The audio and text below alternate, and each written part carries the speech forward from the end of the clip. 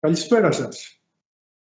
Σας καλωσορίζουμε στο 17ο webinar της εργονομίας με θέμα οι αλλαγές στην υγεία και ασφάλεια στην εργασία στο νέο νόμο 5239 του Οκτώβρη. Αυτή η σειρά των webinars είναι μια πρωτοβουλία μας στα πλαίσια της πρόθεσης να διαδώσουμε τη θεωρία και τις εφαρμογές της στα πεδία της επαγγελματικής υγείας και ασφάλειας καθώς και βιομηχανικής ασφάλειας. Έχουν ξεκινήσει από το 2023 και υπάρχει μεγάλη συμμετοχή όπως και σήμερα. Το θέμα μας λοιπόν είναι οι αλλαγές για την υγεία και ασφάλεια στην εργασία στο νέο νόμο 5239. Η παρουσίαση θα γίνει από έγκριτους ομιλητές με πολύ μεγάλη εμπειρία ο καθένας στο αντικείμενό του.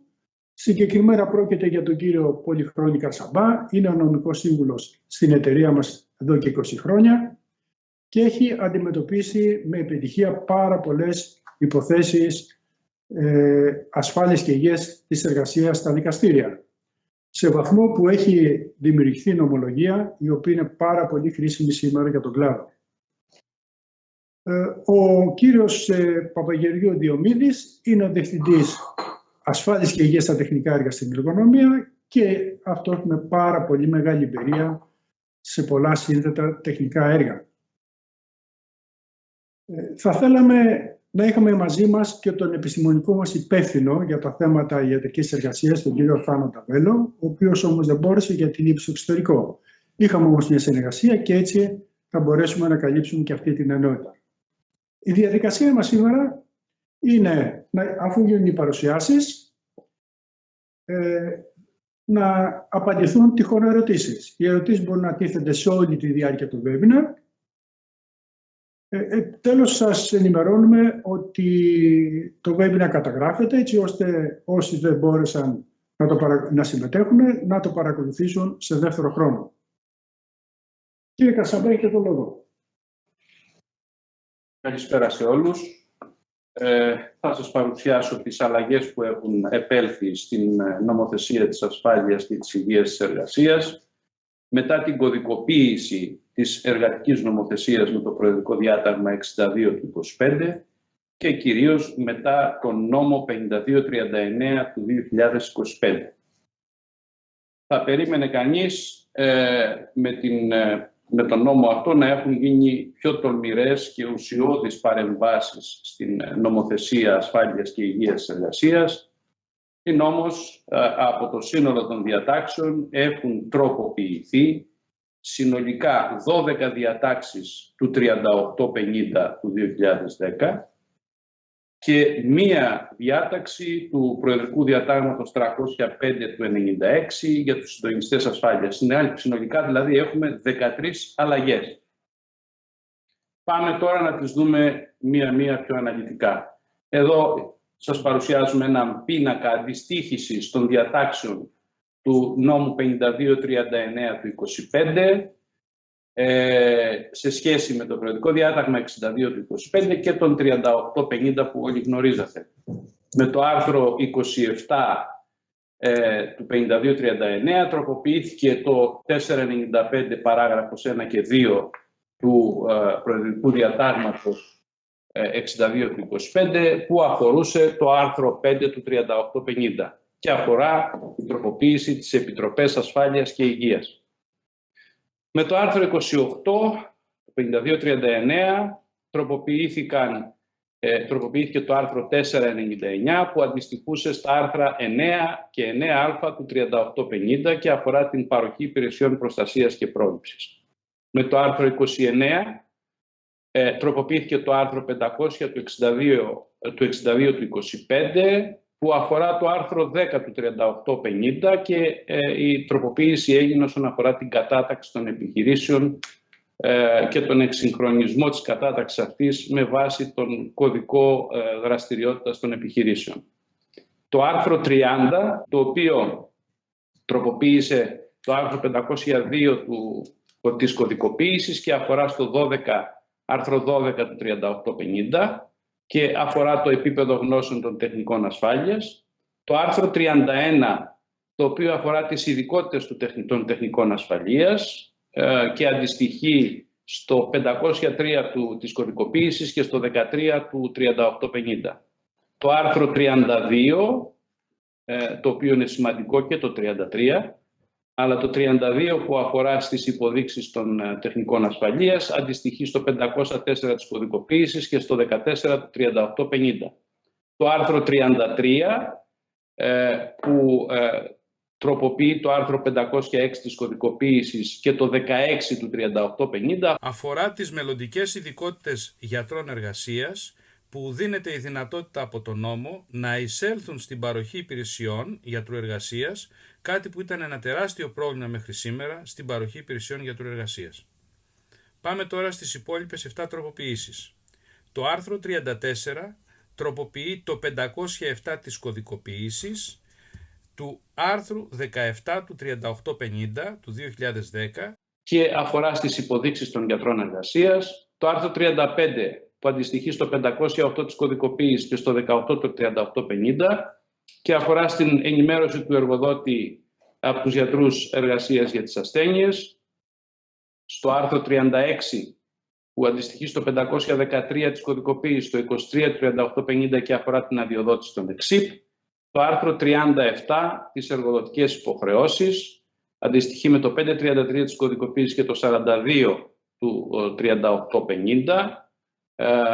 Το άρθρο 38, το οποίο αφορά στην αναγγελία ατυχημάτων, αντιστοιχεί στο 534 της κωδικοποίησης και το 43 του 3850. Το άρθρο 39, που αφορά στην υποχρέωση παροχής πρώτων βοηθειών κάρπα και λαβής Χάιμλιχ, που αντιστοιχεί στο άρθρο 535 της κωδικοποίησης και στο 45 του 3850. Στο άρθρο 40, το οποίο αφορά στους συντονιστές υγείας και ασφάλειας, που αντιστοιχεί στο άρθρο 6 του Περιοδικού Διατάγματος 305 του 96 και το άρθρο 41 που αφορά στο ολοκληρωμένο πληροφοριακό σύστημα Εριδανός. Πάμε να τα δούμε λίγο πιο αναλυτικά. Λοιπόν, η αλλαγή που έχει επέλθει με το άρθρο 27 του νέου νόμου αφορά στην προθεσμία αναγγελίας των εργατικών ατυχημάτων εντός 2 εργασίων ημερών για τα θανατηφόρα. Στις συνεδριάσεις με τις Επιτροπές Υγείας και Ασφάλειας ή τον εκπρόσωπο των εργαζομένων, όπου ο νόμος προέβλεπε μία τακτική συνεδρίαση στο πρώτο δεκαήμερο κάθε τριμήνου και η νέα διάταξη έφερε και την δυνατότητα έκτακτης συνεδρίασης της Επιτροπής αυτής ή του εκπροσώπου, εφόσον αυτό ζητηθεί εγγράφος από όλα τα μέλη ή από τον εκπρόσωπο ή από τον εργοδότη. Άρα η ουσιαστικότερη αλλαγή είναι ότι έχει φέρει τη δυνατότητα έκτακτης συνεδρίασης. Πάμε στο άρθρο 499 της κωδικοποίησης που αφορά στο άρθρο 28 του νέου νόμου. Η μόνη αλλαγή που έχει γίνει εδώ είναι ότι ο εργοδότης είχε υποχρέωση να γνωστοποιεί την ανάθεση καθηκόντων τεχνικού ασφάλειας και γιατρού εργασίας πριν, ενώ τώρα η υποχρέωση αυτή γνωστοποίησης γίνεται κατά τη διαδικασία ανάθεσης. Επίσης, η υποχρέωση του εργοδότη σε περίπτωση ανάθεσης καθηκόντων τεχνικού ασφαλείας γιατρού εργασίας σε ΕΞΥΠ γνωστοποιεί κατά την ανάθεση και όχι πριν την ανάθεση όπως ήταν πριν. Επίσης, στις επιχειρήσεις που έχουν υποχρέωση απασχόλησης τουλάχιστον 2 τεχνικών ασφαλείας γίνεται πλέον υποχρεωτική η σύσταση ΕΣΥΠ, Εσωτερικής Υπηρεσίας Προστασίας και Πρόληψης. Επίσης, δημιουργείται βάση ηλεκτρονικών δεδομένων για τεχνικούς ασφάλειας και γιατρούς εργασίας και επίσης ο τρόπος καταχώρησης και λειτουργίας αυτών των βάσεων δεδομένων θα καθοριστεί με υπουργικές αποφάσεις. Πάμε σε αυτά που ενδιαφέρουν ουσιαστικά τους τεχνικούς ασφαλείας και την παροχή των υπηρεσιών τους. Θα θυμάστε όλοι το άρθρο 14 του 3850 που αφορούσε τις συμβουλευτικές υπηρεσίες του τεχνικού ασφάλειας, το οποίο τροποποιήθηκε στο εξής. Με τον παλιότερο νόμο, με την παλιότερη διάταξη μπορούσε ο τεχνικός ασφάλειας να παρέχει υποδείξεις και συμβουλές γραπτά ή προφορικά. Αυτό καταργήθηκε πλέον και θα είναι η υποχρέωσή του να παρέχει υποδείξεις μόνο γραπτά. Αυτό έχει και καλά, έχει και κακά. Το κακό είναι ότι όταν θα αποδείξει ότι παρήχε τις συμβουλές αυτές, εάν δεν τις έχει ενσωματώσει στο βιβλίο γραπτών υποδείξεων, δεν θεωρείται ότι έχει παρέξει υποδείξεις. Στην πραγματικότητα, μοναδικό στοιχείο απόδειξης της παροχής των υπηρεσιών του είναι το βιβλίο γραπτών υποδείξεων.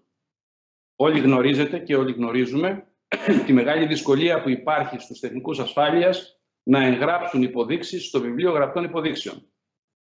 Ακόμα δε περισσότερο τώρα, όταν η υπόδειξη θα ανεβαίνει στην επιθεώρηση εργασίας. Αυτό θα εντείνει και τις πιέσεις και την εχθρική στάση επιχειρήσεων απέναντι στην εγγραφή των υποδείξεων στο βιβλίο και θα δυσκολέψει το έργο τους, αλλά δεν υπάρχει άλλος τρόπος, διότι πλέον εάν και όταν και εφόσον κληθούν να αποδείξουν ότι παρήχαν υποδείξεις, εφόσον αυτές οι υποδείξεις δεν βρίσκονται στο βιβλίο, θα θεωρείται ότι δεν παρασχέθηκαν ποτέ. Εναλλακτικά βέβαια, επειδή νομολογιακά έχει γίνει δεκτό κάτι τέτοιο, ο τεχνικός ασφάλειας μπορεί και με emails ή με μια σύσταση ενός Excel, το οποίο κοινωνεί γραπτός και στον εργοδότη ή στους αρμόδιους του εργοδότη τις υποδείξεις του, τα δικαστήρια έχουν δεχτεί ότι αυτό αποτελεί υπόδειξη προς τον εργοδότη και μάλιστα γραπτή, ασχέτως του αν δεν είναι εγγεγραμμένη στο βιβλίο γραπτών υποδείξεων. Πάντως, αυτή είναι πλέον η μοναδική δυνατότητα απόδειξης της παροχής συμβουλών και υποδείξεων. Η δεύτερη αλλαγή είναι ότι πλέον το βιβλίο γραπτών υποδείξεων τηρείται ηλεκτρονικά. Βέβαια, ακόμα δεν έχει υλοποιηθεί τεχνικά το πώς θα γίνεται αυτό και μέχρι να οριστικοποιηθεί η τήρησή του αυτή και να βγουν οι ειδικές αποφάσεις για την τήρησή του, για να ενεργοποιηθεί θα συνεχίζει να χρησιμοποιείται το βιβλίο των γραπτών υποδείξεων, το έντυπο. Και τέλος, μια σημαντική αλλαγή και νομολογιακά θα αποτελέσει σημαντική αλλαγή, είναι η αλλαγή η οποία λέει ότι ο τεχνικός ασφάλειας θα επιθεωρεί την τήρηση των μέτρων ασφαλείας κατά την παρουσία του στον τόπο εργασίας. Αυτό είναι πάρα πολύ σημαντικό, γιατί μέχρι τώρα ο τεχνικός ασφάλειας ήταν κάτι σαν τον παντεπόπτη οφθαλμό που είναι πάνω στις εκκλησίες, αν έχετε δει πάνω από το ιερό. Γιατί ο νόμος έλεγε και συνεχίζει να λέει αντιφατικά ότι ο τεχνικός ασφάλειας επιθεωρεί τακτικά τους χώρους εργασίας. Δηλαδή, με αυτήν τη διάταξη όπως υπήρχε, ο τεχνικός ασφάλειας ακόμα και στην απουσία του επιθεωρούσε τακτικά τους χώρους εργασίας, ακόμα και αν ήταν απόν. Και θεωρούσαν ότι ο τεχνικός ασφάλειας ήταν πανταχού παρόν και επιθεωρούσε την τήρηση των μέτρων ασφάλειας. Σας έχω ακριβώς, θα σας ανεβάσω την διαφάνεια του άρθρου 15, το οποίο δεν τροποποιήθηκε. Επιμένω να σας το επισημάνω, δεν τροποποιήθηκε το άρθρο 15, το οποίο αντιστοιχεί στο 505 της κωδικοποίησης, αλλά είναι σημαντικό να το δούμε, γιατί παρότι έχει έρθει στο άρθρο 504 της κωδικοποίησης και έχει τροποποιήσει την επιθεώρηση της τήρησης των μέτρων ασφαλείας, που λέει κατά τις επισκέψεις του, κατά την παρουσία του, συνεχίζει στο άρθρο 505, το πρώην 15, και λέει για την επίβλεψη των συνθηκών εργασίας, ο τεχνικός ασφαλείας έχει υποχρέωση να επιθεωρεί τακτικά. Τώρα εδώ τι γίνεται? Είναι δυνατόν να τις επιθεωρεί τακτικά, ενώ έχει συγκεκριμένη παρουσία η οποία καθορίζεται από τον ΟΠΣΕΠΕ με βάση το πρόγραμμα επισκέψεων που εκδίδεται? Ξέχασε να το αλλάξει αυτό. Εδώ λοιπόν έχουμε μία αντίφαση στον νόμο. Στη μία λέει ότι υποχρεούται να επιθεωρεί και να επιβλέπει κατά την παρουσία του και εδώ λέει τακτικά. Τα υπόλοιπα σας τα δείχνω για να σας πω και νομολογιακές εξελίξεις πάνω σε αυτά τα πράγματα. Εδώ είναι η πρώτη παράγραφο για την επίβλεψη των συνθηκών εργασίας. να επιβλέπει την ορθή χρήση των ΜΑΠ, να ερευνά τα αίτια των ατυχημάτων, να εποπτεύει την εκτέλεση ασκήσεως πυρασφάλειας. Πάμε στο δεύτερο, που είναι η βελτίωση των συνθηκών. Το άρθρο 15, που στην ουσία είναι η υποχρέωση επίβλεψης εκ μέρους του τεχνικού ασφάλειας.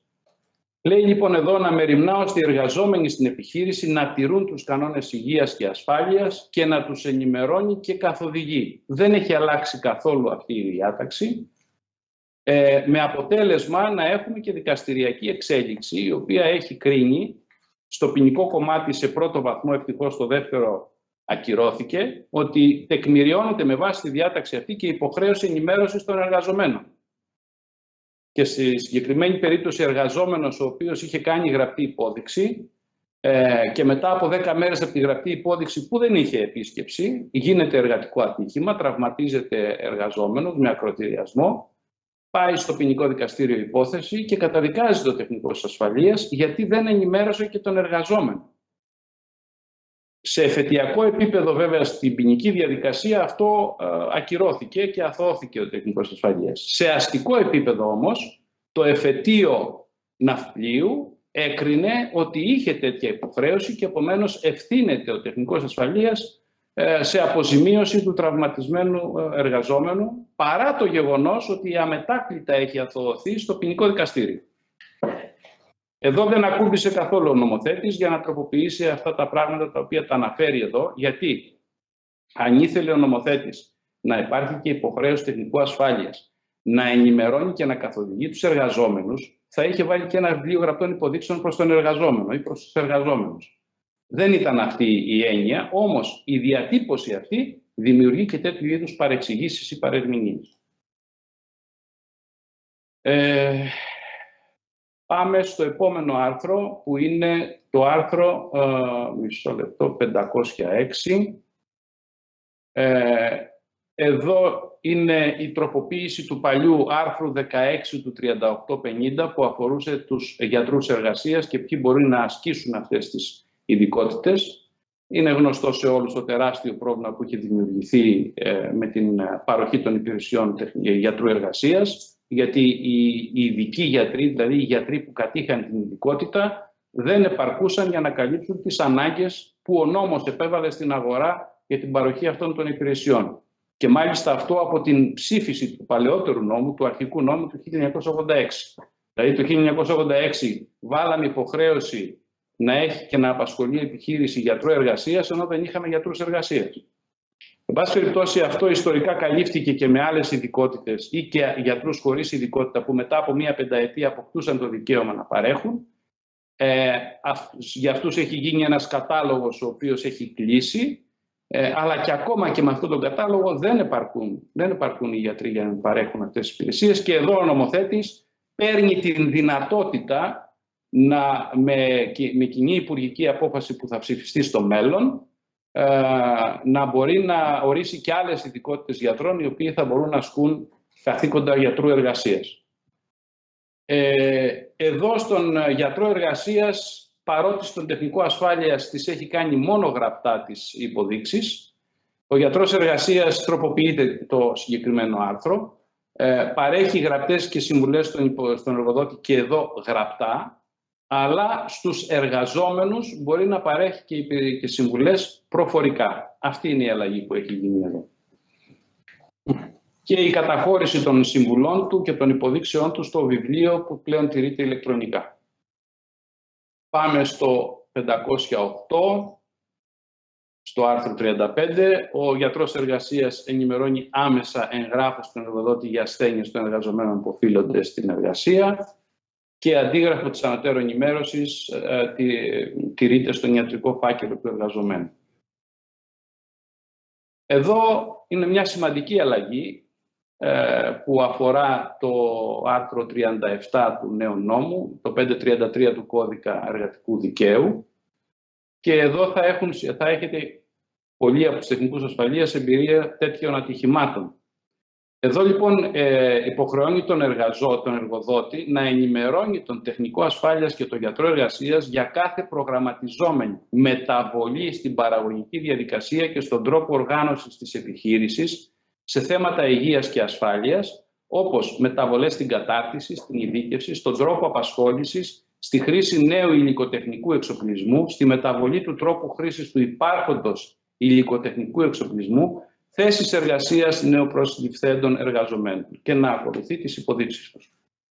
Συνέβαινε πάρα πολύ συχνά να έβαζε μια νέα παραγωγική διαδικασία μέσα ο εργοδότης, η οποία δεν υπήρχε, δεν είχε μελετηθεί, ούτε υπήρχε ανάλογη καταγραφή στην μελέτη εκτίμησης επαγγελματικών κινδύνων και στις οδηγίες ασφάλειας. Συνέβαινε ένα ατύχημα εκεί και βρισκόταν ξαφνικά ο τεχνικός ασφαλείας εκτεθειμένος, γιατί δεν εντόπισε τον κίνδυνο και δεν υπέδειξε τα ενδεδειγμένα μέτρα ασφάλειας και δεν επιθεώρησε για την τήρησή τους.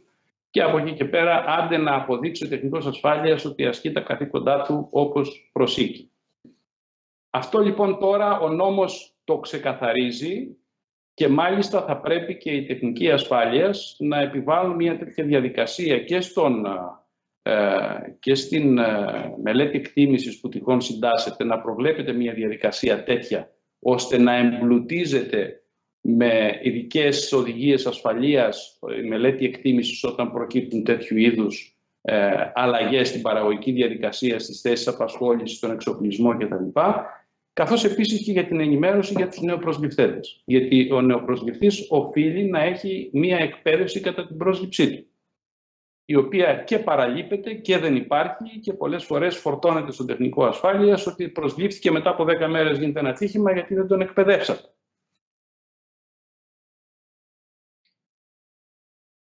Πάμε τώρα στην αναγγελία των ατυχημάτων και ασθενειών. Εδώ υπάρχει μια σοβαρή αλλαγή που θα ξεφορτώσει αρκετές δικογραφίες και αρκετές ποινικές διαδικασίες.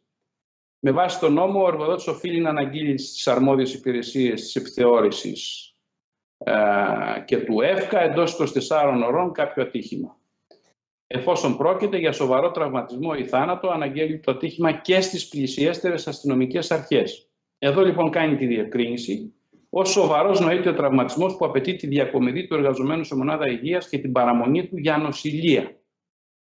Αυτό σημαίνει ότι εργατικά ατυχήματα που δεν θα οδηγούν σε αυτήν την διαδικασία, δηλαδή στη διακομιδή και στην παραμονή του για νοσηλεία, δεν θα αναγγέλουν τις αστυνομικές αρχές και δεν θα ασκείται και δίωξη. Δηλαδή τα ελαφρά ατυχήματα για τα οποία μέχρι τώρα γινόταν αυτεπάγγελτη η δίωξη, από τη στιγμή που δεν θα πηγαίνουν στις αστυνομικές αρχές, δεν θα υπάρχει και δίωξή τους.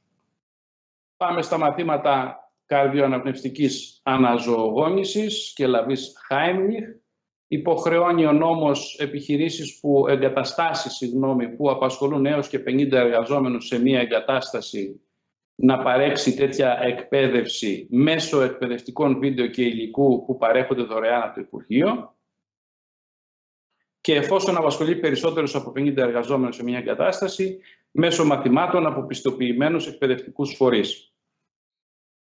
Εδώ πάμε στο άρθρο 6 του Προεδρικού Διατάγματος 305, που τροποποιήθηκε με το άρθρο 40 του νέου νόμου, που ο νόμος αυτός στην πραγματικότητα εισάγει ελάχιστο χρόνο απασχόλησης του συντονιστή ασφάλειας, ο οποίος χρόνος εξαρτάται από το είδος, τον όγκο, τις ιδιαιτερότητες και τους ειδικούς κινδύνους του έργου και καθορίζεται ρητά στη σύμβαση ανάθεσης των καθηκόντων του.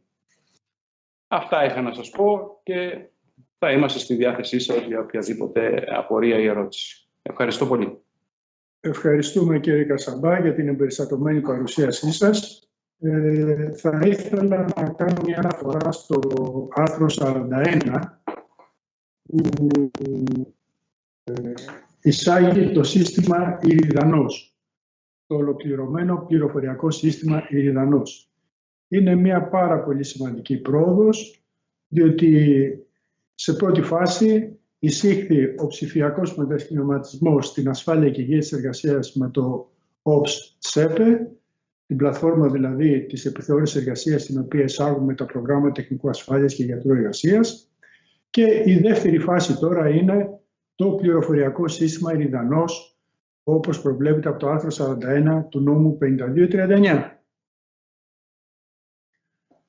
Συγκεκριμένα, το Ειριδανός θα συνδεθεί με όλα τα πληροφοριακά συστήματα των δημοσίων φορέων, όπως το Εργάνη 2, το ολοκληρωμένο πληροφοριακό σύστημα της επιθεώρησης εργασίας, τη Γενική Γραμματεία Πληροφοριακών Συστημάτων και Ψηφιακής Διακυβέρνησης, την Διάβια, το e-Παράβολο, το Iris, το σύστημα με το οποίο πληρώνουμε ηλεκτρονικά, μέσω τηλεφώνου, έτσι ώστε να υπάρχει διαθέσιμη πληροφορία στο σύστημα αυτό.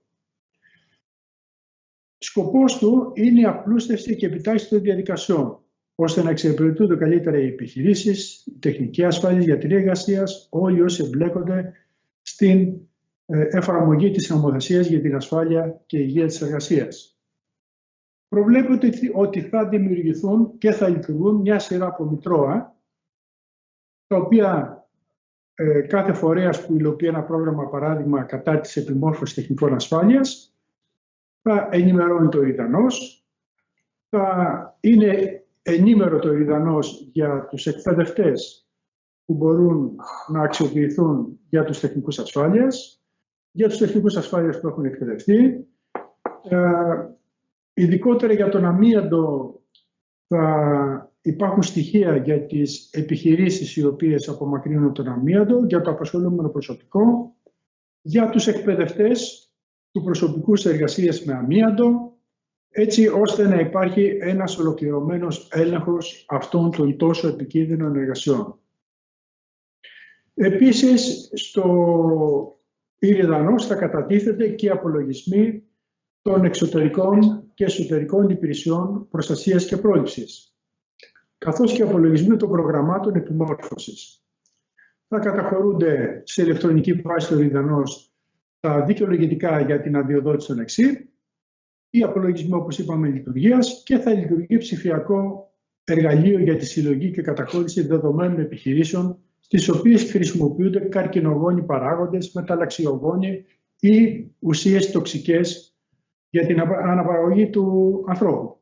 Όλα αυτά τα στοιχεία προϋποθέτουν ότι θα υπάρχει προστασία των δεδομένων.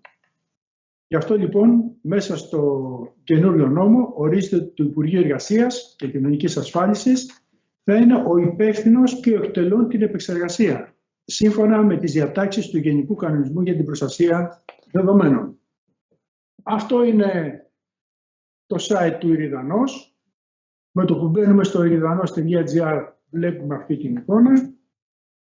Εδώ μας πηγαίνει κατευθείαν στον ατομικό ιατρικό φάκελο. Είναι ακόμα σε μια πρώτη φάση δημιουργίας του. Θα υπάρχουν ενότητες για την κάθε επιχείρηση, για τους επαγγελματίες υγείας, για τους πολίτες και τους εργαζόμενους, για τους υγειονομικούς επιθεωρητές. Κάπου θα υπάρχουν και για τους μηχανικούς και τους τεχνικούς ασφάλειας. Για την ώρα το ΙΔΑΝΟΣ έχει αξιοποιήσει την πλατφόρμα, τη διαδικτυακή πλατφόρμα, το eHelpDesk για την υγεία και ασφάλεια στην εργασία, που αναπτύχθηκε από την εργονομία το Ελληνικό Ινστιτούτο Υγείας και Ασφάλειας Εργασίας και το Εθνικό Μεσόγειο Πολυτεχνείο και παραδόθηκε στο Υπουργείο το Δεκέμβρη του 2024.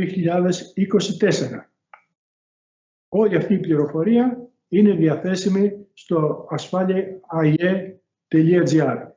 Άρα λοιπόν στο ΙΔΑΝΟΣ, επειδή θα έχουμε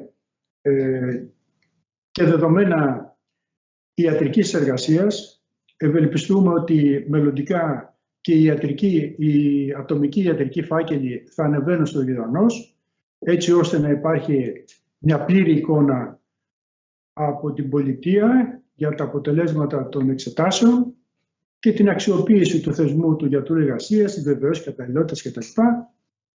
Αυτή η δυνατότητα θα περιορίσει και τις περιπτώσεις διαρροής των ατομικών ιατρικών φακέλων και δεδομένων των εργαζομένων, που μπορεί να υπάρχουν είτε είναι σε έγχαρτη μορφή είτε σε ηλεκτρονική μορφή, που μερικές φορές στηρούνται από τις επιχειρήσεις ή από ΕΞΥΡ. Αυτά για το ΙΔΑΝΟΣ. Τώρα, σε ό,τι αφορά τα τεχνικά έργα, τις αλλαγές οι οποίες επέρχονται με τον καινούριο νόμο, θα μας μιλήσει ο συνάδελφος Διομήδης Παπαγεωργίου. Διομήδη, έχεις το λόγο. Ευχαριστώ πολύ. Καλησπέρα και από μένα. Ο καινούριος νόμος φέρνει αλλαγές σε 3 σημεία, σε 3 άρθρα του, όσον αφορά τα θέματα ασφάλειας και υγείας στα τεχνικά έργα. Είναι το άρθρο 29, στο οποίο υπάρχει η κατάταξη των επιχειρήσεων ανακλάδο σε κατηγορίες επικινδυνότητας, Α, Β και Γ. Είναι το άρθρο 30, το οποίο αναφέρεται στις επιτρεπόμενες ειδικότητες των μηχανικών που μπορούν να αναλάβουν καθήκοντα τεχνικού ή και συντονιστή ασφαλείας. Και είναι και, όπως είπαμε και προηγουμένως, και το άρθρο 40, το οποίο υπάρχει αναφορά στους συντονιστές ασφαλείας και υπάρχει μια σημαντική αλλαγή και εδώ. Οι αλλαγές που αφορούν στις κατηγορίες επικινδυνών για τεχνικά έργα με τον καινούργιο νόμο αναφέρονται στην καινούργια κατάταξη του 2008 των κωδικών αριθμών δραστηριότητας, η οποία αντικαθιστά την προηγούμενη που χρησιμοποιούνταν μέχρι και την ψήφιση αυτού του νόμου και βασίζονταν στην αντίστοιχη κατάταξη του 1980. Τώρα έχουμε μια πολύ πιο αναλυτική κατάσταση δραστηριοτήτων κτλ. Οπότε υπάρχουν και οι εξής αλλαγές όσον αφορά την κατάταξη των τεχνικών έργων. Παραμένουν στην επικινδυνότητα Α όλα τα οικοδομικά έργα και όλα τα έργα πολιτικού μηχανικού, όπως και μέχρι τώρα, εκτός από αυτά τα οποία έχουν όγκο, συνολικό όγκο μικρότερο από 2.000 κυβικά. Μιλάμε δηλαδή πρακτικά για κατάταξη στην κατηγορία Β οικοδομικών έργων που αντιστοιχούν σε μια μικρή πολυκατοικία 4 ίσως και 5 ορόφων το πολύ. Όλα τα μεγαλύτερα έργα παραμένουν στην κατηγορία Α, όπως ίσχυε μέχρι τώρα. Εισάγεται όμως και ο κωδικός 43, που αναφέρεται στις εξειδικευμένες κατασκευαστικές δραστηριότητες, οι οποίες είναι πάρα πολλές και όλες αυτές οι δραστηριότητες κατατάσσονται στην κατηγορία Β. Μέχρι τώρα υπήρχε μόνο γενική αναφορά στο ότι ό,τι δεν ήταν κατηγορία Α εντάσσονταν στην κατηγορία Β.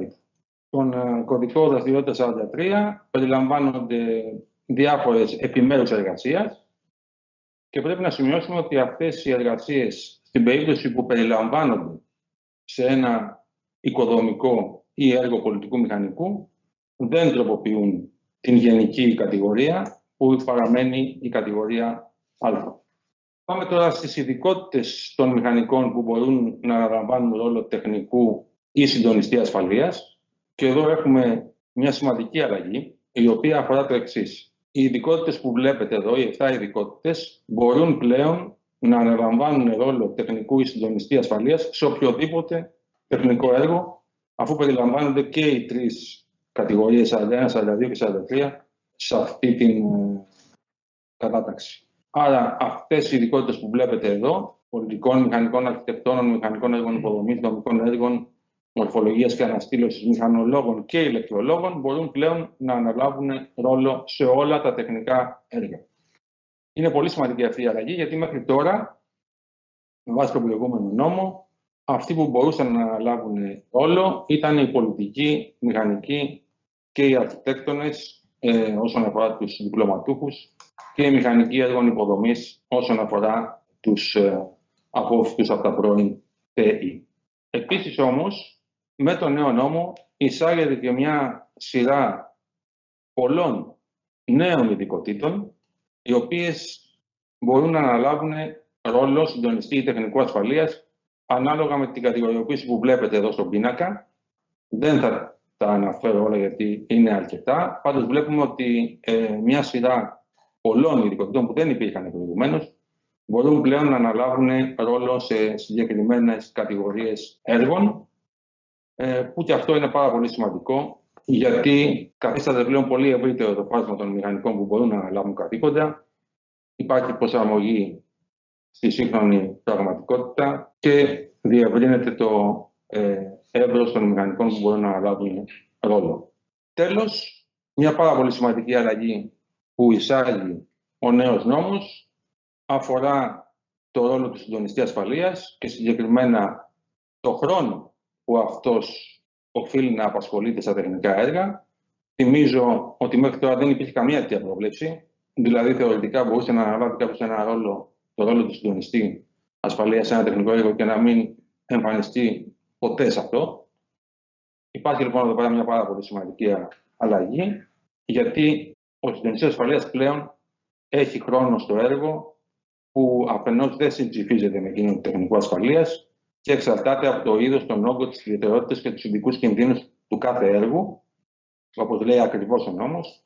Και επίσης, αυτός ο χρόνος καθορίζεται ρητά στη σύμβαση που υπάρχει και με την οποία του ανατίθεται αυτός ο ρόλος. Εκτός από αυτό, ρητά ορίζεται πλέον ότι υπάρχουν έργα στα οποία είναι υποχρεωτική η παρουσία του συντονιστή ασφαλείας καθ' όλη τη διάρκεια εκτέλεσης του έργου, και αυτά είναι δύο ειδών. Είναι έργα τα οποία μπορούν να αναλάβουν εργοληπτικές επιχειρήσεις τέταρτης τάξης και πάνω, και είναι και έργα που αφορούν ειδικά κτίρια με κάλυψη 4.000 τετραγωνικά μέτρα και άνω. Αυτή λοιπόν είναι μια καινούργια διάταξη. Ενημερωτικά, τα δημόσια έργα που μπορούν να λάβουν επιχειρήσεις τέταρτης τάξης και πάνω είναι αυτά που έχουν προϋπολογισμό πάνω από 3.750.000 ευρώ. Για κοινοπραξίες αυτό το ποσό ανέρχεται σε 4.687.000 και πρέπει να έχουν και επίσης και ανεκτέλεστο πάνω από 11.250.000 ευρώ.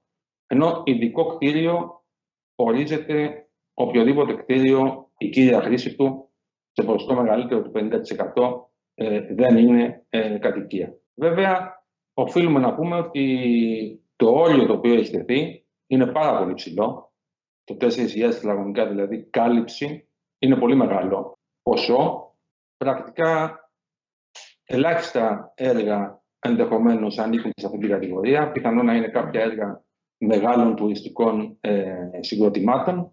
Και ενδεικτικά θέλω να αναφέρω ότι τα μεγάλα έργα που είναι πολύ γνωστά, όπως παραδείγματος χάρη είναι τα ψηλά κτίρια ουρανοξύστες, οι οποίες αυτή τη στιγμή ανεγείρονται στο Μητροπολιτικό Πόλο του Ελληνικού, δεν πιάνουν αυτό το έργο, δηλαδή έχουν κάλυψη μικρότερη από αυτή που ορίζει ο νόμος.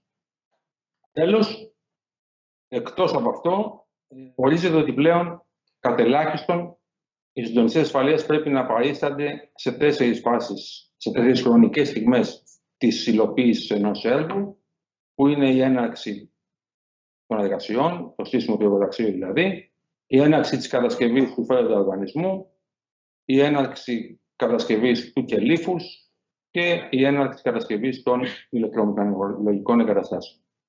Αυτές είναι οι αλλαγές που αφορούν στα τεχνικά έργα. Σας ευχαριστούμε πολύ και είμαστε στη διάθεση να απαντήσουμε στις σχετικές ερωτήσεις. Ευχαριστούμε πολύ, Διομήδη. Τώρα είμαστε σε θέση να απαντήσουμε σε ερωτήσεις οι οποίες θα εκφωνούνται από τον Operation Manager της εταιρείας, τον Γιώργο Μπανούτσο, ο οποίος τις έχει συγκεντρώσει. Σε παρακαλούμε, Γιώργο, εκφώνησε την πρώτη ερώτηση. Τέλος, να κάνω μια προσπάθεια να τις ομαδοποιήσω. Ξεκινώντας από το ηλεκτρονικό βιβλίο γραπτών υποδείξεων, τι δείχνει ότι ο εργοδότης θα επεγνώσει, στο χειρόγραφο υπέγραφε, τώρα πώς γίνεται αυτή η διαδικασία. Και αντίστοιχα, αν έχουμε κάποιες πληροφορίες, ως προς το πότε εκτιμάται να ενεργοποιηθεί η ηλεκτρονική πλατφόρμα. Ναι, είναι το ηλεκτρονικό βιβλίο. Είναι ένα θέμα το οποίο ακόμα δεν έχει γίνει σαφές πώς θα λειτουργεί. Άρα υπάρχουν διάφορες εκδοχές. Με το που αναρτά μία υπόδειξη ο τεχνικός ασφάλειας, στη συνέχεια να πηγαίνει ένα μήνυμα στον εργοδότη να επιβεβαιώσει ότι ελαβερνώσει. Επίσης δεν έχει γίνει σαφές αν ο τεχνικός ασφάλειας θα έχει τη δυνατότητα να αναρτήσει τις υποδείξεις αυτές κατά το χρόνο της επίσκεψής του στην επιχείρηση ή θα μπορεί να τις αναρτήσει και από το σπίτι του χωρίς να πάει στην επιχείρηση. Αυτά είναι θέματα τα οποία ασφαλώς το Υπουργείο θα εξετάσει και όταν δημιουργηθεί αυτή η ηλεκτρονική βάση γραπτών υποδείξεων του τεχνικού ασφάλειας και του γιατρού εργασίας, ελπίζουμε ότι θα εκδοθεί και μία ερμηνευτική εγκύκλειος. Για την ώρα πάντως συνεχίζει να τηρείται το γνωστό μας έγχαρτο βιβλίο γραπτών υποδείξεων στις επιχειρήσεις. Ωραία. Να περάσουμε σε ερωτήσεις που σχετίζονται με τεχνικά έργα.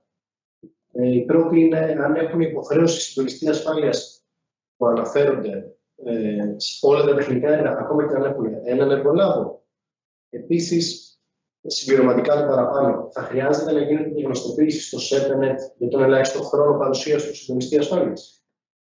Όσον αφορά το αν χρειάζεται συντονιστή ασφάλειας σε έργο στο οποίο υπάρχει ένας ανάδοχος, δεν υπάρχει κάποια αλλαγή. Σε αυτό, ό,τι ίσχυε προηγουμένως, ισχύει και τώρα. Όπου εμπλέκονται πάνω από ένα συνεργεία σε ένα έργο και το έργο αυτό υπάρχει υποχρέωση ορισμού συντονιστή ασφαλείας ή από τον κύριο του έργου ή από τον ανάδοχο του έργου, ανάλογα με την περίπτωση. Και αυτό δεν αλλάζει. Επίσης, ούτε ο τρόπος, μάλλον τα όρια πάνω από τα οποία απαιτείται εκ των προτέρων γνωστοποίηση έχουν τροποποιηθεί. Αυτό που ισχύει ό,τι και προηγουμένως, αυτό που έχει αλλάξει με αυτόν τον νόμο είναι ότι εισάγεται η υποχρέωση περιττής αναφοράς του χρόνου απασχόλησης του συντονιστή ασφαλείας στη σύμβαση που υπάρχει για την ανάθεση του ρόλου αυτού. Ευχαριστούμε, Διαμήδη. Επόμενη ερώτηση, Γιώργο. Ναι. Αναφορικά με το άρθρο 39, περνάμε σε κάποιες ερωτήσεις σχετικά με την εκπαίδευση του βοηθή. Αν ορίζονται κάπως επιστοποιημένοι φορείς εκπαίδευσης και αν η εκπαίδευση σε εγκαταστάσεις κάτω των 50 ατόμων αφορά όλο το προσωπικό και αν είναι τη συχνότητα θα είναι αυτό. Ναι, η εκπαίδευση των εργαζομένων από πιστοποιημένους φορείς έχει δημιουργήσει ορισμένα ερωτηματικά, διότι δεν είναι γνωστό ποιοι είναι αυτοί οι πιστοποιημένοι φορείς. Από έρευνα που έχουμε διενεργήσει και εμείς, διαπιστώσαμε ότι γνωστοί φορείς όπως είναι το ΕΚΑΒ, όπως είναι ο Ερυθρός Σταυρός, ενώ είναι σε θέση να κάνουν μια πάρα πολύ καλή εκπαίδευση και να χορηγήσουν και ένα πιστοποιητικό παρακολούθηση, εντούτοις δεν έχουν πιστοποιηθεί με βάση κάποιο σχήμα από ένα διαπιστευμένο οργανισμό που έχει ιδρυθεί από το ΕΣΥΔ, για παράδειγμα, από το Εθνικό Σύστημα Διαπίστευσης. Υπάρχουν όμως πιστοποιημένοι εκπαιδευτές από τον Ευρωπαϊκό Οργανισμό Αναζωογόνησης, ERC, και έχει μεγάλη σημασία να αξιοποιούνται στην εκπαίδευση των εργαζομένων. Η εκπαίδευση για περισσότερους από 50% των εργαζομένων σε εγκαταστάσεις, εκπαίδευση διαζώσης, αφορά εγκαταστάσεις που έχουν 50 εργαζόμενους και πάνω. Για εγκαταστάσεις μπορεί μια επιχείρηση να έχει 2.000 εργαζόμενους, αλλά αν είναι μια επιχείρηση με καταστήματα τα οποία δεν διαθέτουν πάνω από 50 εργαζόμενους στο καθένα, τότε δεν είναι αναγκασμένη να εκπαιδεύσει αυτούς τους εργαζόμενους διαζώσεις και αρκούν τα βίντεο τα οποία θα αναρτήσει το Υπουργείο Εργασίας. Βέβαια, θα πρέπει να πάλι με κάποια εγκύκλιο να διευκρινιστεί πώς θα πιστοποιείται η παρακολούθηση από τους εργαζόμενους των βίντεο αυτών. Νομίζω ότι απαντάμε στο ερώτημα αυτό. Μία ερώτηση σχετικά με τις ΕΣΥ. Ποια είναι η υποχρέωση σε επιχειρήσεις που απασχολούν πάνω από 2 τεχνικούς ασφάλειας, εννοεί 2 τεχνικούς ασφάλειας στο σύνολο των εγκαταστημάτων, σε μία εγκατάσταση? Πώς ακριβώς? Ναι, αυτό δεν έχει αλλάξει. Και ο χρόνος απασχόλησης του τεχνικού ασφάλειας υπολογίζει το σύνολο των εργαζομένων της επιχείρησης. Αν λοιπόν μια μεγάλη επιχείρηση, λόγω του αριθμού των εργαζομένων και της επικινδυνότητας, απαιτείται να χρησιμοποιεί πάνω από 2 τεχνικούς ασφάλειας, τότε πρέπει να δημιουργήσει εσωτερική υπηρεσία προστασίας και πρόληψης με επιστημονικό υπεύθυνο γιατρό εργασίας και επιστημονικό υπεύθυνο για τα τεχνικά θέματα. Ναι, η επόμενη ερώτηση είναι αν υπάρχει ουσιώδης μεταβολή στις ευθύνες του τεχνικού ασφάλειας και αφού μπορεί να καταδικαστεί αστικά προς αποζημίωση, γιατί δεν υπάρχει υποχρέωση ασφαλιστηρίου έναντι αστικής ευθύνης. Αυτή είναι μια πολύ καλή ερώτηση και θα παρακαλούσα τον κύριο Καρσαμπά, που έχει αντιμετωπίσει πάρα πολλές τέτοιες περιπτώσεις, με επιτυχία θα έλεγα και δημιουργώντας την ομολογία όπως ανέφερα στην αρχή. Ναι. Επαναλαμβάνετε λίγο το πρώτο σκέλος της ερώτησης. Όχι το ασφαλιστήριο, το πρώτο. Αν υπάρχει ουσιώδης μεταβολή στις ευθύνες του τεχνικού ασφάλειας και αφού μπορεί να καταδικαστεί αστικά προς αποζημίωση, γιατί δεν υπάρχει αντίστοιχα υποχρέωση ασφαλιστηρίου έναντι αστικής ευθύνης. Ξεκινά από το ασφαλιστήριο, διότι αυτή τη στιγμή δεν υπάρχει υποχρεωτική ασφάλιση σε ελεύθερους επαγγελματίες, ώστε να υπάρχει τέτοιου είδους υποχρέωση στον τεχνικό ασφαλείας να ασφαλίζεται. Και επίσης η εικόνα από την ασφαλιστική αγορά είναι ότι δεν υπάρχουν και ασφαλιστήρια για τεχνικούς ασφαλείες. Δηλαδή οι εταιρείες οι οποίες διατηρούσαν κάποια τέτοια ασφαλιστήρια σιγά σιγά μειώνονται και μειώνεται και η προσφορά τέτοιου είδους ασφαλιστηρίων. Το δεύτερο που ρωτάτε για το εάν έχει επιβαρυνθεί ή έχει ελαφρυνθεί η υποχρέωση του τεχνικού ασφαλείας, θα σας έλεγα ότι οι αλλαγές που έχουν γίνει είναι ελάχιστες. Έχουμε κάποιες βελτιώσεις όσον αφορά το γεγονός ότι ο τεχνικός ασφάλειας έχει υποχρέωση επίβλεψης με το παλιό άρθρο 15, σήμερα 505, μόνο κατά τις ώρες στις οποίες αυτός βρίσκεται στην επιχείρηση. Τι σημαίνει πρακτικά αυτό? Δεν μπορεί να κατηγορηθεί ότι δεν επέβλεψε την τήρηση των μέτρων ασφαλείας εάν ένα ατύχημα δεν γίνει κατά τη διάρκεια της παρουσίας του στην επιχείρηση. Η δεύτερη βελτίωση έχει να κάνει με τις παραγωγικές διαδικασίες και τις αλλαγές που εφαρμόζει ο εργοδότης, για τις οποίες δεν έχουν προβλεφθεί μέτρα ασφάλειας και για τα οποία υποχρεωτικά πρέπει πριν πραγματοποιήσει αλλαγές, παραγωγικές θέσεις εργασίας κτλ. Να ενημερώνει τον τεχνικό ασφάλειας για αυτές τις αλλαγές, ώστε να γίνεται η αναγκαία εκτίμηση των κινδύνων και να υποδεικνύονται τα μέτρα.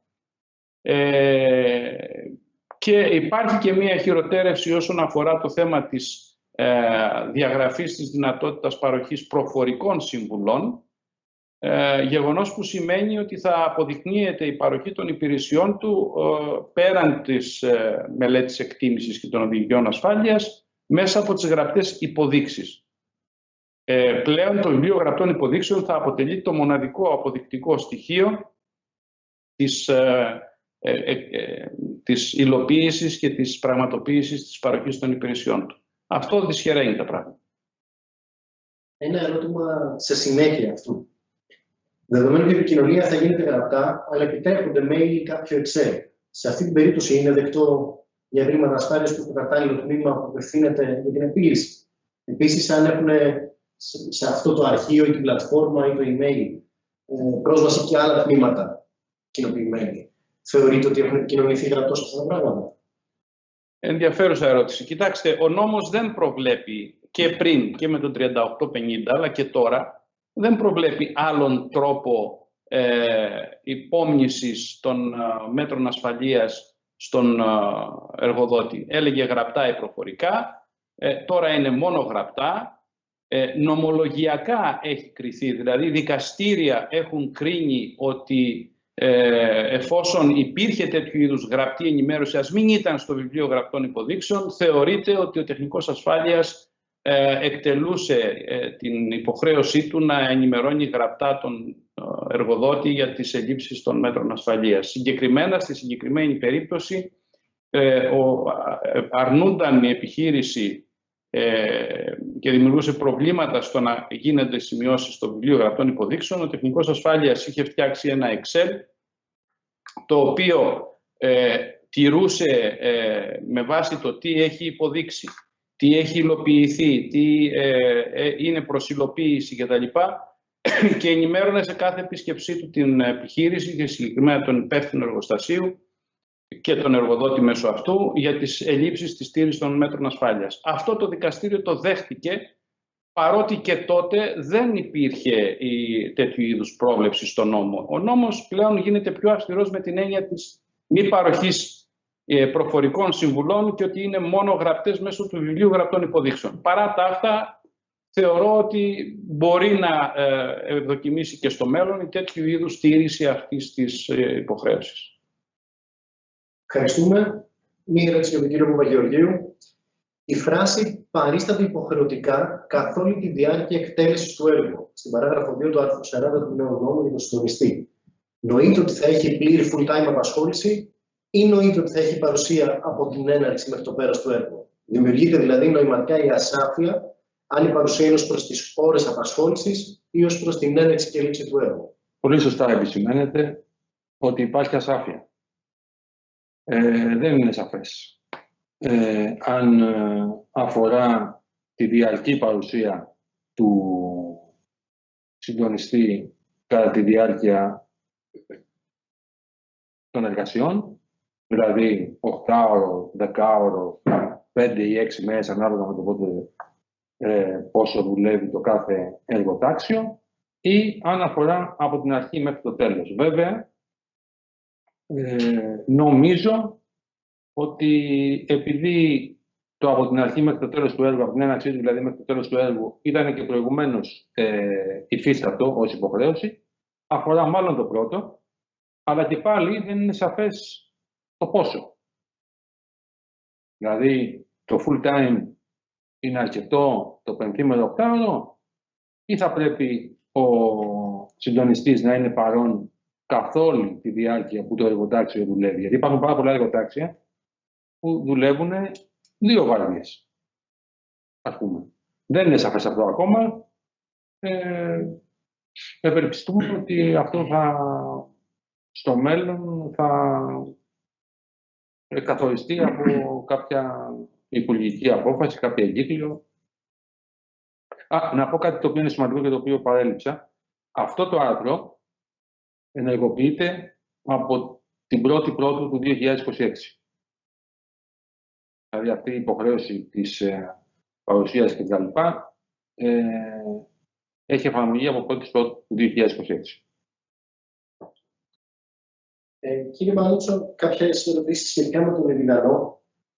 Το πρώτο ερώτημα είναι αν θα τηρείται και εκεί ο ηλεκτρονικός ιατρικός φάκελος εργαζομένων, αν θα είναι από εκεί βεβαίως κατελήγοντας εργασίας και αν σε πραγματικό χρόνο θα έχει εικόνα για τον επαγγελματικό κίνδυνο η επιθεώρηση εργασίας και οι αρμόδιες αρχές. Ωραία ερώτηση, διότι ο Ιρλανδός πραγματικά, εφόσον εφαρμοστεί όπως περιγράφεται στον νόμο, θα είναι μια πάρα πολύ σημαντική πρόοδος. Διότι σε πραγματικό χρόνο η επιθεώρηση εργασίας θα έχει τη δυνατότητα να παρακολουθεί τον επαγγελματικό κίνδυνο μέσω των γραπτών υποδείξεων τεχνικών ασφαλείας και μέσω και των άλλων στοιχείων που θα υποχρεούνται οι επιχειρήσεις να αναρτήσουν.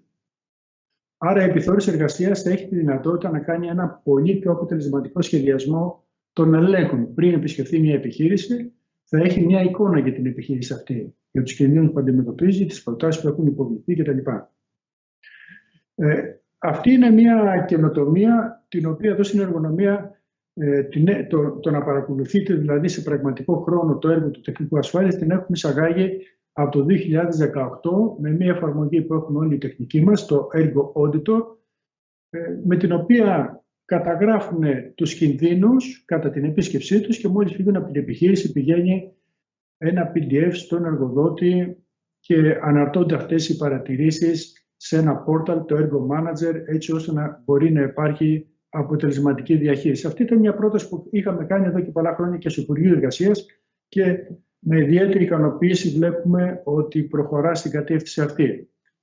Αλλά υπάρχει ακόμα αρκετή δουλειά να γίνει για τον Ιρλανδό και όπως σας έδειξα και το slide από την πρώτη σελίδα του Ιρλανδού, τα θέματα ιατρικής εργασίας είναι κυρίαρχα και ελπίζουμε ότι και ο ιατρικός φάκελος θα ανεβαίνει στον Ιρλανδό ώστε να μην υπάρχουν στοιχεία στην επιχείρηση και να μπορεί το Υπουργείο Εργασίας να κάνει στατιστική επεξεργασία των ευρημάτων, των ιατρικών ευρημάτων που υπάρχουν στους ιατρικούς φακέλους και επίσης να εκδίδει και βεβαίως καταλληλότητες με τον κατάλληλο τρόπο.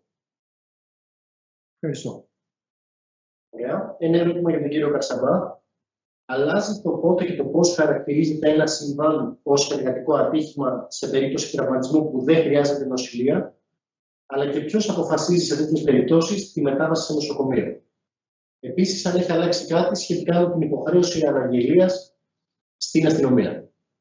Ναι, έχει αλλάξει όσον αφορά τα τα οποία δεν χρειάζεται να μεταβούν σε κάποια δομή υγείας και να υπάρξει νοσηλεία. Σε αυτά τα περιστατικά δεν υπάρχει υποχρέωση αναγγελίας στο αστυνομικό τμήμα. Και αυτό σημαίνει ότι μη αναγγελόμενος στο αστυνομικό τμήμα ότι δεν θα κινείται η αυτεπάγγελτη διαδικασία διώξεως. Αυτό έχει αλλάξει.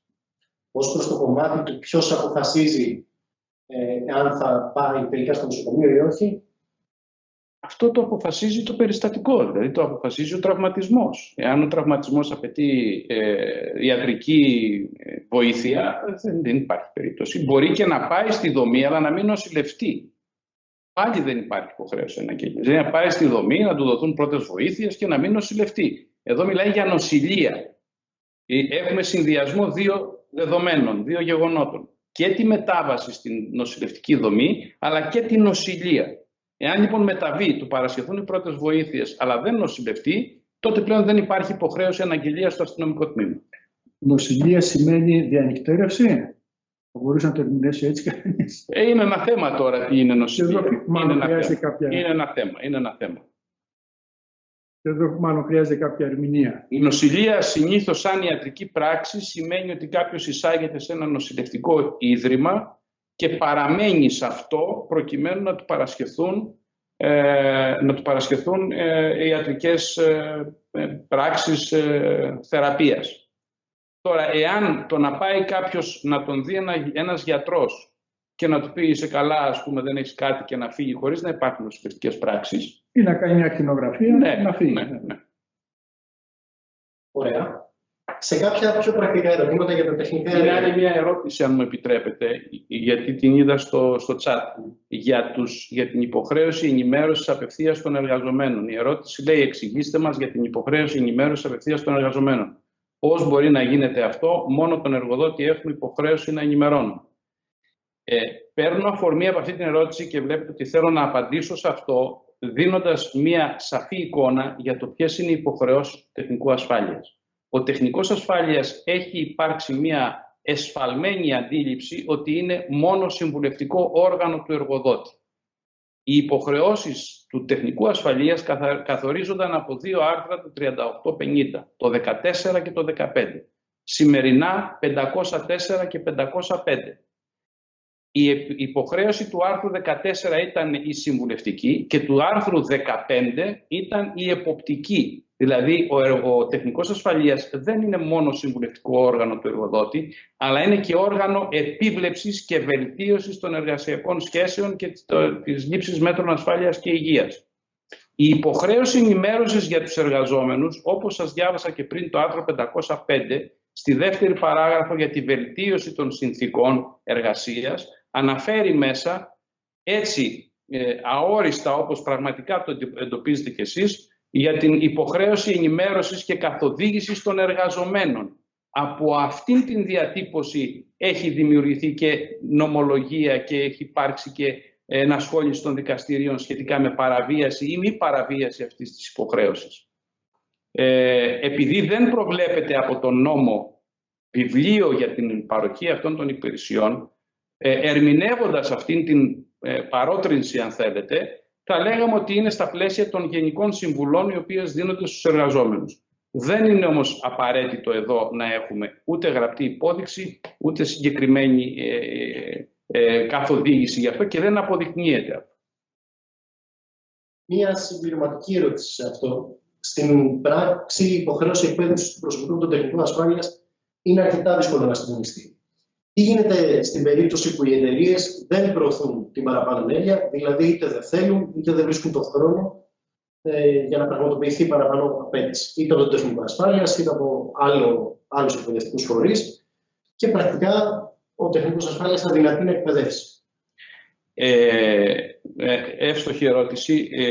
Γιατί ο νόμος δεν λέει ότι ο τεχνικός ασφάλειας είναι υποχρεωμένος να εκπαιδεύσει, λέει να συμμετέχει στην εκπαίδευση. Η υποχρέωση εκπαίδευσης των εργαζόμενων, των νεοπροσλαμβανόμενων κτλ. Είναι του εργοδότη. Απλά ο τεχνικός ασφάλειας συμμετέχει σε τέτοιου είδους εκπαιδεύσεις. Όταν και εφόσον τεχνικός ασφάλειας βρίσκεται εκεί και όταν και εφόσον διοργανώνται τέτοιες γενικές εκπαιδεύσεις, τις οποίες θα πρέπει να γίνονται και θα πρέπει να πιστοποιείται και ενυπόγραφα η συμμετοχή των εργαζομένων, αλλά και το θέμα το συγκεκριμένο τομέα ασφάλειας και υγείας πάνω στον οποίο εκπαιδεύτηκαν οι εργαζόμενοι. Δεν μπορεί να είναι ο εργαζόμενος εκεί, έχει συγκεκριμένες ημέρες και ώρες επισκέψεων το χρόνο. Δεν μπορεί λοιπόν να παρέχει αυτή την υπηρεσία, μπορεί να συμμετέχει. Εκείνο που πρέπει να κάνει ο τεχνικός ασφαλείας είναι να εντοπίζει και να καθοδηγεί τον εργοδότη στην εκπαίδευση των εργαζόμενων, στη διοργάνωση τέτοιων εκπαιδευτικών σεμιναρίων, καθώς και στην υποχρέωση του εργοδότη κατά την πρόσληψη να κάνει την εκπαίδευση στα μέτρα υγείας και ασφάλειας. Πάμε πάλι στο θέμα της εκπαίδευσης πρώτων βοηθειών κάποιες ερωτήσεις. Εάν υπάρχει το χρονικό περιθώριο, κάποιος χρόνος συμμόρφωσης για το 50%, πρέπει να εκπαιδευτούν όλοι εντός τριετίας, εντός του πρώτου χρόνου. Επίσης, τι ισχύει για εταιρείες που απασχολούν εποχικό προσωπικό? Και μία δική μου ερώτηση, έστω κάποιος εκπαιδεύεται στην εταιρεία Α και μετά πηγαίνει στην εταιρεία Β. Η εταιρεία Β οφείλει να τον εκπαιδεύσει εξ αρχής ή υπάρχει μητρό αυτής της εκπαίδευσης το οποίο ακολουθεί τον εργαζόμενο? Η νομική υποχρέωση, όπως περιγράφεται στο νέο νόμο, είναι σαφής. Κάτω των 50 ατόμων σε μια εγκατάσταση αρκούν τα βίντεο και για περισσότερους εργαζόμενους των 50, τότε θα πρέπει να υπάρχει διαζώσεις σε προς το 50% των εργαζομένων. Εμείς θα συστήναμε να υπάρχει διαζώσεις εκπαίδευση πρώτων βοηθειών, κάρπα, λαβής Χάιμλιχ στους εργαζόμενους. Διότι με ένα βίντεο έχουμε διαπιστώσει ο εργαζόμενος δεν μπορεί να εκπαιδευτεί. Πολλές φορές έχουμε το πρόπλασμα, κάνει άσκηση ο εργαζόμενος και βλέπουμε ότι πρέπει να υπάρχει επανάληψη αυτής της εκπαίδευσης κάθε 1-2 χρόνια, 3 το ανώτερο λέει ο νόμος. Καλό είναι κάθε χρόνο, κάθε 2 χρόνια το πολύ να επαναλαμβάνεται αυτή η εκπαίδευση, διότι κανείς την ξεχνάει. Τώρα, αν η βεβαίωση εκπαίδευση του εργαζόμενου τον ακολουθεί όταν αλλάξει εργοδότη, και αυτό θα πρέπει να διευκρινιστεί από το Υπουργείο. Δεν νομίζω ότι με το που φεύγει ένας εργαζόμενος από μια επιχείρηση, όταν ζητήσει να προσληφθεί σε μια άλλη, θα προσκομίσει και τη βεβαίωση εκπαίδευσής του ή θα εξαιρεθεί από την διαδικασία εκπαίδευσης που θα διενεργήσει η επιχείρηση. Ευχαριστώ. Ωραία. Μία ερώτηση σχετικά με τις συμβάσεις για τα τεχνικά έργα από 1η του 2026, από τη στιγμή που υπάρχει η υποχρέωση συμμόρφωσης. Δηλαδή, για κάθε συντονιστή θα πρέπει να υπάρχει αναθεωρημένη σύμβαση που θα αναγράφονται οι ώρες απασχόλησης. Και τι γίνεται για τις υφιστάμενες συμβάσεις αναγγελίες που τρέχουν ήδη? Θα πρέπει να σταματήσουν αυτές και να γίνουν καινούργιες ορίζοντας τον χρόνο απασχόλησης, ή αρκούν αυτές ως έχουν? Δεν αποσαφηνίζεται αυτό στο νόμο. Άρα δεν είναι σαφές και αν το ότι θα αρχίσει να ισχύει αυτό ο νόμος από 1η του 2026 θα αφορά έργα τα οποία θα εκκινήσουν από εκεί και πέρα ή θα αφορά και τα έργα τα οποία ήδη τρέχουν. Οπότε δεν μπορούμε να είμαστε απολύτως βέβαιοι σχετικά με την απάντηση σε αυτό το ερώτημα. Θα περιμένουμε και εδώ κάποια ερμηνευτική εγκύκλιο.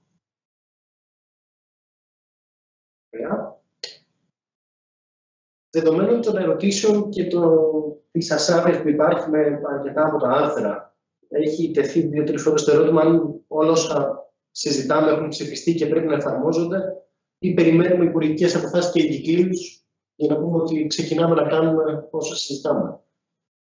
Τι θα λέγαμε από αυτό? Κύριε Κασαβά. Ναι. Λοιπόν, όπου υπάρχει ρητή αναφορά στο νόμο ότι θα υλοποιηθούν με βάση υπουργικές αποφάσεις οι οποίες πρόκειται να εκδοθούν, δεν υπάρχει ακόμα εφαρμογή τους. Για παράδειγμα, στο ηλεκτρονικό βιβλίο, η τήρηση του ηλεκτρονικού βιβλίου. Παραπέμπει το άρθρο 28 και στη δημιουργία της βάσεως δεδομένων και στη λειτουργία της. Επομένως, μένουν να υλοποιηθούν και να συγκροτηθούν με την δημοσίευση των σχετικών υπουργικών αποφάσεων. Όλα τα άλλα όμως που δεν έχουν να κάνουν με τέτοιου είδους παραπομπές σε υπουργικές αποφάσεις, να σας πω άλλο ένα παράδειγμα, για τους γιατρούς εργασίας που λέει μέσα ότι με ειδική διαδικασία μπορεί να διευρυνθούν οι ειδικότητες. Αυτό μένει να υλοποιηθεί με κοινή υπουργική απόφαση κατόπιν γνωμοδοτήσεων του Συμβουλίου Ασφάλειας και Υγείας κτλ. Και αυτό δεν υλοποιείται τώρα, μένει να υλοποιηθεί. Όσα έχουν τέτοιου είδους παραπομπές δεν υλοποιούνται πριν την δημοσίευση αυτών των υπουργικών αποφάσεων, κοινών ή μη. Τα υπόλοιπα ισχύουν άμεσα. Έχουν δημοσιευτεί στο φύλλο εφημερίδας κυβερνήσεως και ισχύουν άμεσα. Ωραία. Στο ερώτημα για τους 50 εργαζόμενους που αναφέρει αναλογούνται μόνο μισθωτοί ή το σύνολο, δελτία, υπεργολάβη κλπ. Σε μια εγκατάσταση. Όταν λέει εργαζόμενος, είναι μισθωτή σχέση εργασίας. Οι άλλοι είναι αυτοαπασχολούμενοι. Ωραία. Και μία ακόμα ερώτηση για εσάς, κύριε Πανούσο. Εάν η διενέργεια μετρήσεων είναι υποχρέωση των τεχνικών ασφάλειας και των ελληνικών εργασίας. Αυτή είναι μια καλή ερώτηση, διότι στο άρθρο 28, στην παράγραφο 11, ο νόμος αναφέρει ότι ο τεχνικός ασφάλειας ή και ο γιατρός εργασίας, στο πλαίσιο των υποχρεώσεων του, σύμφωνα με τις κείμενες διατάξεις, έχουν υποχρέωση να διενεργούν τις απαραίτητες μετρήσεις κτλ. Οι μετρήσεις και γενικότερα η πρόληψη του επαγγελματικού κινδύνου είναι εργοδοτική υποχρέωση. Δεν μπορούμε να σκεφτούμε πώς με δική του πρωτοβουλία ο τεχνικός ασφάλειας και λιγότερο ο γιατρός εργασίας θα διενεργήσουν τις μετρήσεις, δηλαδή μπορεί να χρειάζονται όργανα, πόροι, άλλος εξοπλισμός κτλ. Να προτείνουν στον εργοδότη να γίνουν μετρήσεις είναι κατανοητό και υποχρέωσή τους. Αλλά η διενέργεια και σε αυτό το σημείο λοιπόν θα πρέπει να υπάρξει κάποια ερμηνεία, πιστεύουμε. Υπάρχει από πολλούς η ερώτηση αν το υλικό θα είναι διαθέσιμο, αν θα σταλεί η παρουσίαση. Να πούμε σε αυτό το σημείο ότι το συγκεκριμένο webinar μαγνητοσκοπείται. Συνεπώς θα αναρτηθεί το σχετικό βίντεο στο κανάλι της Εργονομίας στο YouTube. Μια ερώτηση που μας ήρθε, αν οι ώρες των συντονιστών ασφάλειας που θα αναγράφονται σήμαση, πώς υπολογίζονται, αν δεν υπάρχει τύπωση πίνακας, θα είναι στο περίπου το προβλεπόμενο χρονικό διάστημα των εργασιών. Πώς θα το διαγράψουμε? Δεν μπορούμε να το διαγράψουμε. Ακολουθούμε την πεπατημένη όπως και μέχρι τώρα. Ξαναλέω ότι μέχρι τώρα, από το 1996, δεν υπήρχε υποχρέωση ρητά να παρίσταται ο συντονιστής ασφαλείας στο έργο. Παρ' όλα αυτά, σε όσα έργα ορίζονταν συντονιστής ασφαλείας, υπήρχε και εξακολουθεί να υπάρχει συγκεκριμένος χρόνος που απασχολείται, και αυτό είναι θέμα συμφωνίας μεταξύ αυτού που έχει την υποχρέωση να προσλάβει τον συντονιστή ασφαλείας και αυτόν που παρέχει την υπηρεσία. Το ίδιο θα ισχύει και μέχρι τώρα. Ναι, έτσι είναι, Διομήδη. Αν μου επιτρέψει να συμπληρώσω ότι κάθε πάροχος υπηρεσιών πρόληψη επαγγελματικού κινδύνου, σε εργοτάξια για παράδειγμα, που σέβεται τον εαυτό του, δεν αναλαμβάνει τα καθήκοντα του συντονιστή ασφάλειας, εάν δεν έχει τη δυνατότητα πραγματικά να τα ασκήσει αυτά. Και έτσι λοιπόν υπάρχει ένα ελάχιστο όρο που εμείς, ανάλογα με το είδος του έργου, την έκτασή του, προτείνουμε στην τεχνική εταιρεία. Αν αυτό δεν γίνει αποδεκτό, τότε ασφαλώς δεν θα συνεργαστούμε. Μήπως πρέπει να ολοκληρώνουμε, υπάρχουν πολλές ερωτήσεις ακόμα. Μία τελευταία, ίσως, για τον κύριο Καρσαμπά. Ως προς το ρόλο του τεχνικού ασφάλειας, σύμβουλος από τη μία και επιβλέπουν εφαρμογής μέτρων από την άλλη, ότι δεν συμβαδίζουν ή αν συμβαδίζουν. Και νομίζω έχει σημασία να γίνει και αναφορά στην τροποποίηση που έγινε κατά παρότρινσή σας, στο να είναι κατά το χρόνο παρουσίας. Ναι. Πρέπει να είναι ξεκάθαρο ότι ο τεχνικός ασφάλειας είχε αυτό που λέμε στα νομικά ιδιαίτερη νομική υποχρέωση να είναι και σύμβουλος του εργοδότη, αλλά και επιβλέπων της τήρησης και λήψης των μέτρων ασφάλειας. Αυτό ήταν από τη γέννησή του η ιδιαίτερη νομική υποχρέωση, δηλαδή και από τον παλιό νόμο του 86 και από τον 3850 και συνεχίζει να είναι και σήμερα και σαν συμβουλευτικό όργανο και σαν όργανο επίβλεψης της λήψης και τήρησης των μέτρων ασφάλειας. Η τροποποίηση που έγινε στο νόμο, την οποία είχαμε συνεργαστεί και είχαμε υποδείξει να γίνει αυτό το κατά την παρουσία του, έχει κάνει πάρα πολύ μεγάλη διαφορά, διότι τα δικαστήρια θεωρούσαν, όπως σας είπα και πριν έτσι παραστατικά, ότι ο τεχνικός ασφάλειας επέβλεπε, όπως επιβλέπει τους ανθρώπους στην Εκκλησία, ο παντεπόπτης οφθαλμός. Λοιπόν, αυτό δεν γίνεται, αλλά οι δικαστές, βλέποντας τη διατύπωση του νόμου, η οποία σας είπα ότι δεν έχει αλλάξει και στο 505, δηλαδή ενώ έρχεται και λέει στο 504 ότι ο τεχνικός ασφάλειας είναι υποχρεωμένος να επιθεωρεί κατά την παρουσία του, στο 505 λέει να επιβλέπει τακτικά. Τι εννοείς τακτικά, πώς θα γίνεται τακτικά, τι θα πει το τακτικά. Απλά όταν έκανε την τροποποίηση στο 504 δεν καταλάβαινε ο νομοθέτης ότι αυτό έχει να κάνει και με το 505 και να το αλλάξει αυτό το τακτικά και να βάλει και εκεί κατά την παρουσία του. Εν πάση περιπτώσει όμως είναι σημαντικό αυτό, διότι δεν μπορεί να ζητούνται ευθύνες επίβλεψης από το τεχνικό ασφάλειας παρά μόνο κατά το χρόνο στον οποίο παρίσταται στην επιχείρηση. Αυτό είναι σημαντικό, αλλά είναι και σημαντικό για τον τεχνικό ασφάλειας ότι θα πρέπει κατά το χρόνο που παρίσταται πραγματικά να επιβλέπει και να σημειώνει τις παραβιάσεις της τήρησης μέτρων ασφάλειας. Ωραία. Να πούμε ότι είναι και άλλες ερωτήσεις. Όλοι μας είμαστε στη διάθεση όλων, είτε το τμήμα εκπαιδεύσεων, το τμήμα υγείας, για περαιτέρω ερωτήσεις, ο κύριος Παπαγεωργίου, εγώ, και γραπτός και τηλεφωνικά, τα στοιχεία μας τα έχετε όλοι. Να ευχαριστήσουμε όλους. Ευχαριστούμε λοιπόν όλους τους συμμετέχοντες. Κυρίως ευχαριστούμε τον κύριο Καρσαμπά και τον κύριο Παπαγεωργίου και ασφαλώς ευχαριστούμε τον Γιώργο Φιλιππέτη για την τεχνική υποστήριξη της όλης διαδικασίας, την Ευγενία Τυφώτου από το τμήμα εκπαίδευσης που είχε την ευθύνη της διοργάνωσης.